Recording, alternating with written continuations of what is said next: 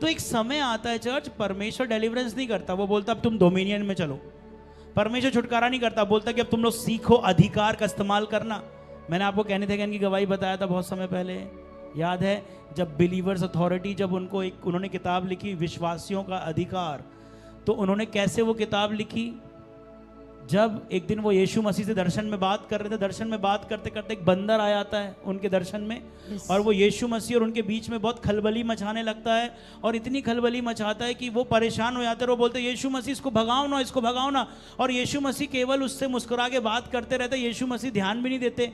वो चिल्लाता है, बोलता है, वो बंदर क्या करता है, उचकते उचकते केनेथ हैगन के कंधे पे बैठता, फिर सर पे बैठता, फिर कंधे पे बैठता, और केनेथ हैगन बहुत गुस्से में आता दर्शन में और बोलता है यीशु के नाम से दूर हो जा। और वो बंदर तुरंत नीचे गिरता और भाग जाता है। और वो परमेश्वर से पूछता है कि परमेश्वर, इतने देर से मैं आपको बोल रहा था कि परमेश्वर आप इसको भगाओ, आप मेरी बात क्यों नहीं मान रहे थे, आप क्यों मेरे को परेशान होने दे रहे थे? तो परमेश्वर बोलता कि केनेथ, सारा अधिकार तो मैंने तुम्हें दे दिया।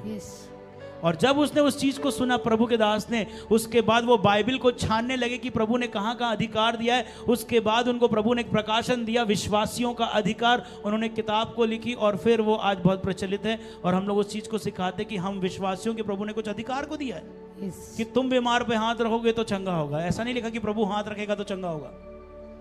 समझ में आ रहा है मैं क्या बोल रहा हूं? एक समय था प्रभु का हाथ आता था, चंगाई होती थी।